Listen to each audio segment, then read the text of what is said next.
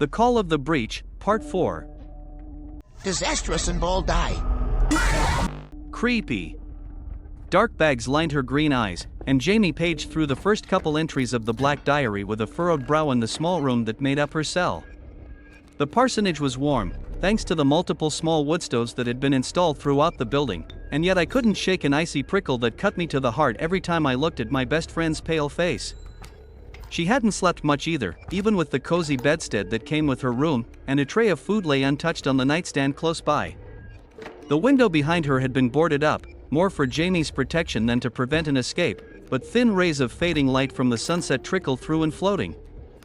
Bloody lines. I switched my gaze to where Chris sat across from me, and his eyes reflected a grim sadness that crouched also in my chest like a leaden parasite. She looks like she just came off a 4-day patrol. It has to belong to Vesitorak.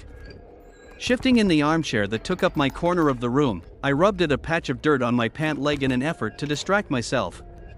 He's getting bold, attacking in twilight before the sun goes down.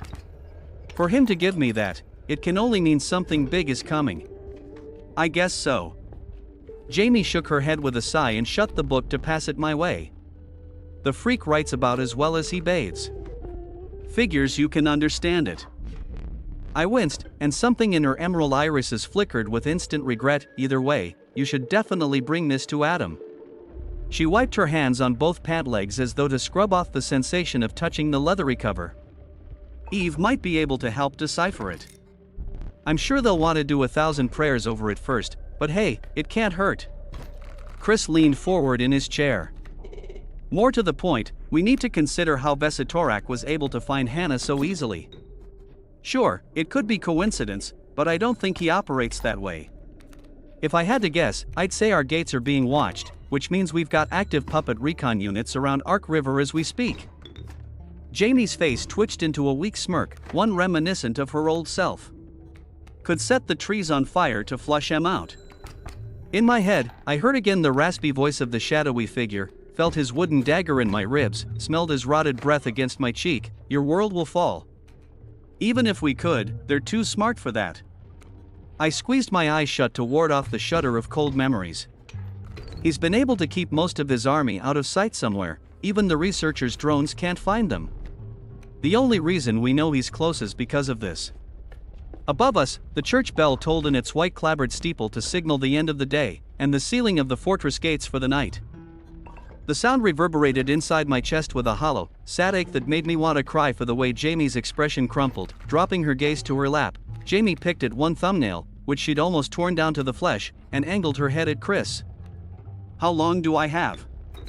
Roughly an hour. Chris replied with a stony grimness and poked at the nightstand with the toe of his boot. Jamie's hardened countenance slipped a little, and her eyes blinked in rapid succession to ward off the internal storm. Guess I should have eaten breakfast, huh? With any luck, you'll get the chance. Leaving the diary on the nightstand, I rose to sit beside her on the bed. We're going to fight it. Chris said he's going to represent you, and I can tell the court what really happened. There's a real chance that you don't do that. She didn't respond to me, and instead narrowed both eyes at Chris with a pained grimace. Don't give her false hope. It's cruel. For his part, Chris looked to his folded hands in resolved weariness. She's just trying to be kind, Lonson. She rolled her eyes at him, and Jamie folded both arms across her chest with a cold edge to her tone. And you're trying to get yourself kicked out of the assembly. You want to throw everything away, all the reforms, all the good you could do, for what? You know I don't stand a snowball's chance in hell. That produced a glare from Chris, the two locked in a sparring match of heated emotions from across the room, their eyes speaking volumes. It's the right thing to do. Jamie snorted, though something in her expression reflected pain, not venom, as if the words were just a mask she had to wear for the moment. The right thing to do is to win. Always has been. Don't be a pretentious fool, Decker, just let the hangmen do their work. Chris's lower jaw ground back and forth with animosity at her cutting words, but his eyes glistened, as though he wanted to leave the room even more so than I did. Saving your life is not pretentious. For a moment, Jamie opened and shut her mouth. As if trying to find something to say, but her eyes welled with tears as they rested on his. At her side, I shifted in place with discomfort. Man, this is hard to watch. Squeezing her eyes shut, Jamie gave my hand a gentle squeeze and nodded toward the door with a thin smile. You need to go. This place is going to fill up with people soon, and if they get riled like before, you'd be an easy target. I'll see you later, okay? Jamie, come on, I can help. I tried to protest, but she cut me off. No one can help me, Hannah. Jamie shook her bleach blonde head, both green irises empty hollows of pain. You can't go back on your word to Peter, and someone has to face the news for all that's happened. With everything I've done, I can't really say it's undeserved. I threw a pleading glance at Chris in hopes he would allow me to stay, but I could see he too thought the same. More than anything, I didn't want to walk away, to leave my best friend to her fate, but I could tell Jamie wanted to speak with Chris alone. Whatever she needed to say, I had a feeling it wouldn't be good for either of us if I was still in the room. I can't give up on her. She's my best friend. She wouldn't have walked away from me if I were in her shoes. Wrapping my arms around her shoulders, I gripped Jamie in a tight hug and fought the urge to cry. Hang in there, all right? We're going to figure this out. We have to stick together. She clung to me for a long minute, as if bracing herself for what was to come. Thanks, Hannah. Tearing myself away from that room was the hardest thing I'd ever done, and I stumbled back outside into the chilly autumn breeze. I couldn't think, couldn't focus, my emotions welling, and all at once I found myself running through the darkened pathways between the cabins. Night had fallen quickly, the sky heavy with soot-black clouds, another rainstorm on its way. Many guards were out, both new wilderness rangers in their forest green uniform jackets, and Ark River men in their camouflage-patterned armor cuirasses, no doubt patrolling to prevent another riot. They watched me run, but saw no one pursuing me, and let me go. Unable to stop, I sprinted past cabins with the warm reflection of light in their windows from candles, tents where people without cabins bedded down for the night, and stables where our livestock shuffled around in their pens. The heady aroma of the old gardens didn't amuse me tonight, the residual tang of lantern roses or dancing lilies not enough to stem my pain. Even with the faint glow of torches on the walls, the safety of this gorgeous refuge built by caring hands, I couldn't hold back waves of sorrowful tears. At last, I burst into the motor pool area, filled with our trucks, motorbikes, and various other vehicles that had survived the breach's onslaught. Out of breath, I came to a stop next to one of the armored patrol trucks, gasping in between muted sobs. It's all my fault. I let her down. I condemned my best friend to death. My lungs ached from the cold air, both eyes burned with salty tears, and my nose ran like a faucet as I sank to the ground beside a beefy black tire. They couldn't do this, it wasn't right. Jamie deserved to live, she'd sacrificed so much, too much. I didn't want her to die, but I was completely powerless to do anything about it. You okay, Brun? I jumped to spike myself and looked down to find Ethan Sanderson squinting up at me from a shop creeper, his overall smudged with grease, a gray plastic headlamp atop his grimy forehead. How I hadn't noticed the spread of loose tools around this vehicle, I didn't know, but my face heated to embarrassed levels at the knowledge that he'd been given a front row seat to my meltdown. Why, trying to wipe at my eyes, though the tears refused to stop, I avoided his line of sight. I'm just a little tired. Sorry if I bothered you. He rolled out from under the truck and sat up, wiping his hands on a nearby rag. You're good. I was just getting in some last-minute checks before the big push. Sean's been working with Chris on a plan, from what I heard. Without another word, I attempted to stand, my legs tingling from the run, and tripped over a loose shoelace. Ethan didn't comment on my clumsy floundering and waited for me to right myself before he waved a stainless steel ratchet at the truck he sat beside. Don't suppose you could lend me a hand? I'm not doing any good elsewhere. Giving up on a dignified flight, I crouched next to where he sat beside a wheel hub and swabbed at my face with my uniform sleeve. Ethan Sanderson had been leader of the worker faction ever since the first uprising against Rodney Carter in New Wilderness. I didn't know much about his personal life, as he was a quiet man, who mostly kept his nose in his labor. Big, burly, with faint tattoos on both arms and a shaggy head of brownish blonde hair with stubble to match. He would have terrified me if we'd met in a dark parking lot, the walking embodiment of a police report. Waiting to happen. Instead, he'd earned a reputation amongst the people for being soft-spoken, kind-hearted, and hard-working, a constant champion of the average survivor. He frequently worked long hours to give his crew more time off, and even negotiated rations or wages with other factions to get the best settlement for everyone. He hated the formal trappings of being an assembly official, and resented the grandiose schemes of people like Rodney Carter or Dr. O'Brien for how they often trampled on the civilian population. It was rumored he'd been part of a street gang in his youth, hence the tattoos, but no one could know for sure. If Ethan did have a criminal past, it didn't seem to bother our commander, Sean Hammond, who was himself an ex-cop and as straight-laced as they came.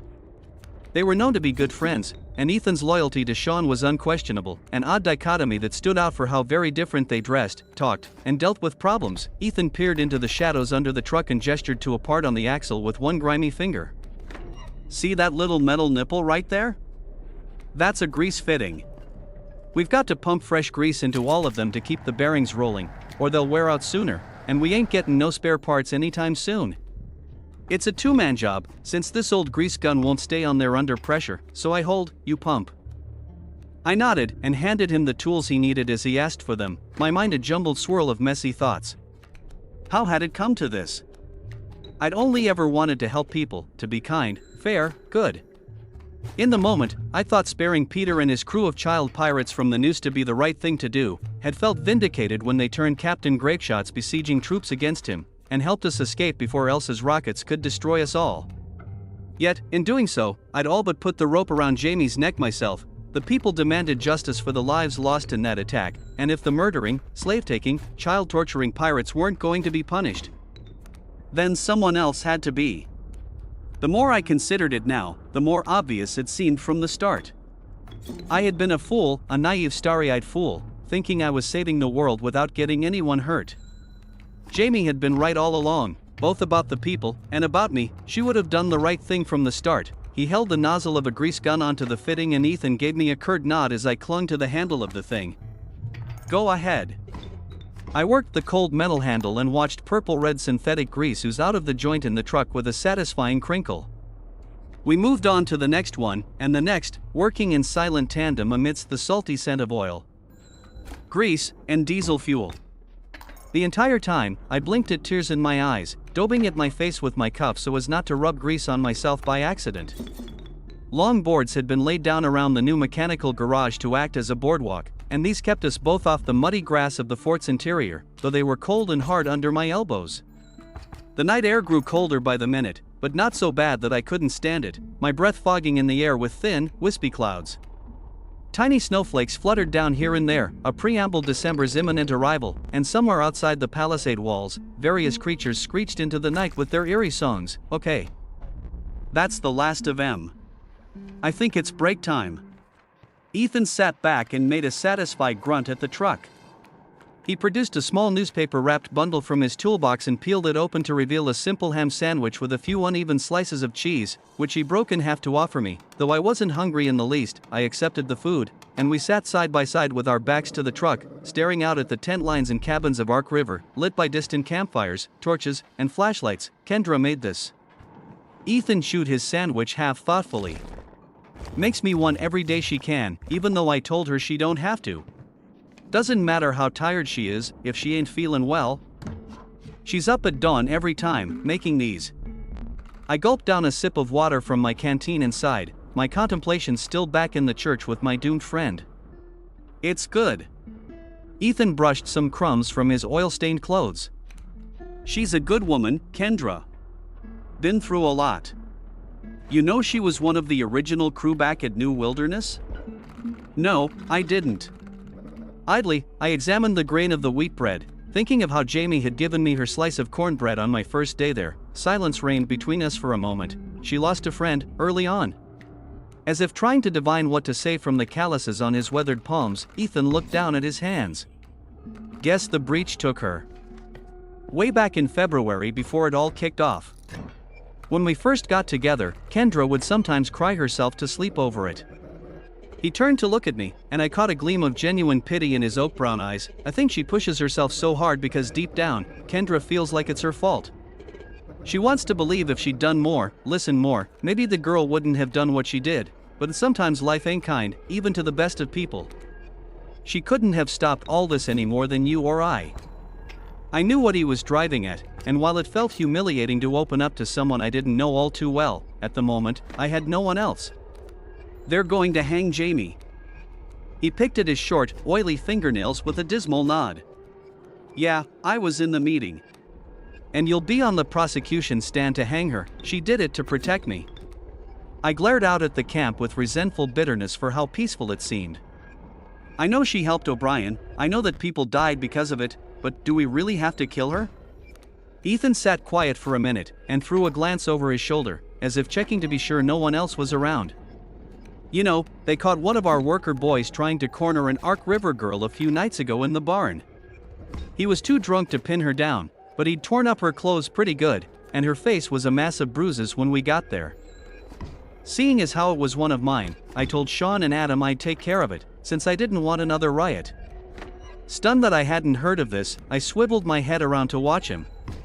And, picking up a wrench from the tool pile next to him, Ethan dug a small line in the mud between the planks under the truck. "We're all born with nothing, no clothes, no money, just blood and screaming. All we got is ourselves, and everything else is circumstance. If nothing else, a man's got to have a code, a line, a set of rules he don't cross, otherwise he's no different than an animal. Don't hurt nobody, and don't take what ain't yours, simple as that." I eyed the line in the mud and flicked my gaze back to him. "So, what did you do to the drunk?" "Took him for a walk." Ethan's skull worked under his coarse brown facial hair, and he put the wrench back with the others.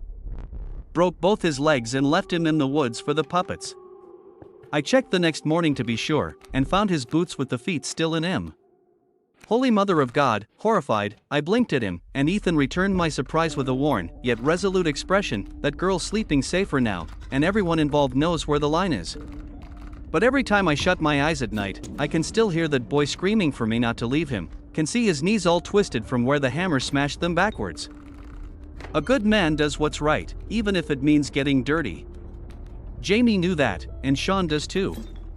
Grimacing, I rubbed at my face, too late remembering the grease on my fingers, and felt it smear across my skin like war paint. "So, there's nothing I can do then? Jamie deserves it, and I just have to watch? Is that what you're saying?" His head whipped back and forth with a sympathetic frown. "Nah. I'm saying Lonson saw a bad situation and decided where her line was drawn. I respect her for that. But you gotta realize that we have almost 1,000 people in these walls who only stay behind certain lines cause we make 'em. If we let too many people dance across it, no one's safe. Whatever happens tonight, don't blame yourself like Kendra. It wasn't her fault what happened in February, and it ain't your fault what's happening now." Before I could say anything more, footsteps thundered up the plank boardwalk, and I looked up to see Charlie with a red face from his jog. "Evening, sir, ma'am." He gasped and made a rigid salute to both of us. "Commander Hammond needs you at the church. He said to tell you they're starting in 15 minutes. It's time already? I can't do this. How can I go back in there, watch this happen?" Ethan stood and offered me a hand up, pity in his grimace. "Come on. Can't stay out here forever. Even if people get rowdy again, they won't go after you if we're together." Numb, I let him help me to my feet and forced myself to put one boot in front of the other. The church bells tolled a mournful rhythm, people began to file from all over the camp towards it, and my heart beat a march of dread within my chest. I wanted to hope, wanted to believe, but it seemed everyone had already resigned themselves to the same conclusion: Jamie Lonson was going to die. Until next time, subscribe to stay up to date with all updates. No screamers or shocking moments, only comfort and safety. Bye.